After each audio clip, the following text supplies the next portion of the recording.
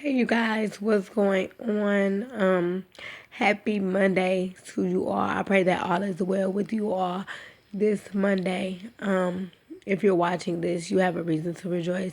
If you're listening to this, you have a reason to rejoice because you are still here. Today I am going to talk to you guys about being naked and not ashamed. And what I mean by that is so many of us are fearful to share our testimonies or the things that testimonies, because it is things that we've been through that God has brought us out.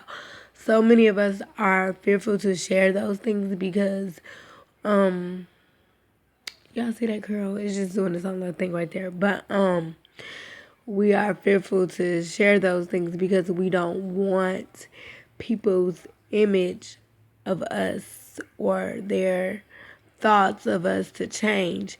But the thing about it is this: if we're going to truly bring people to Christ and let them know that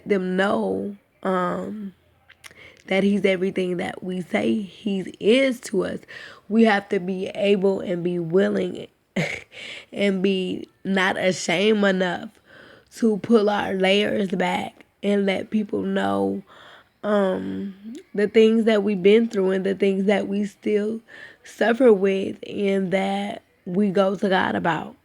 So it's really time for us to start pulling back, those layers, those things that we hide, and just embrace it because God has already brought us through it so that we can speak someone else out of it. And then my bishop spoke on something on Sunday saying we have to release our regrets. Why do we continue? And I said this, something similar to this in past videos. Why do we continue to hold on to stuff if God has already forgiven us? The purpose of God sending his son Jesus is because he already knew we was messed up. He already knew we was whack. He already knew we was gonna be doing stuff we ain't had no business. But the point about it is he's willing to forgive us and mold us over and make us into a new person. And that consists of pulling back layers and taking things off, and also not being ashamed of the things that he has brought you through, because it's not only us that done been through whatever we've been through, where it's somebody else too, and them hearing us will give them the strength to keep standing, to keep fighting, to keep pressing, to keep praising, like I say. But I wanted to refer just a scripture reference because when God gave me the title and was giving me the things to say, he sent me to Genesis chapter 9, and I'm going to start at verse 20. And it says, "And Noah began to be a husbandman, and he planted a vineyard, and he drank of the wine, and he was drunken, and he was uncovered with his tent. He was naked. Um, and Ham, the father of Canaan, saw the nakedness of his father, and told his two brethren without.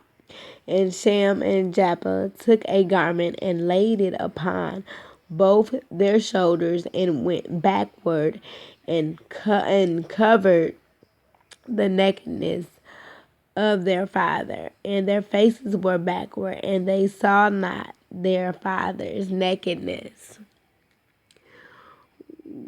What that made me think of is like the layers that we put on so that people won't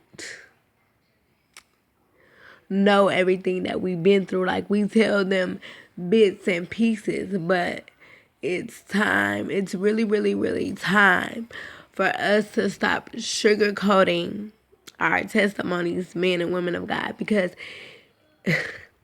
we can't truly help someone unless they're able to see the honesty and the transparency in us. So it's really time for us to be naked and not ashamed.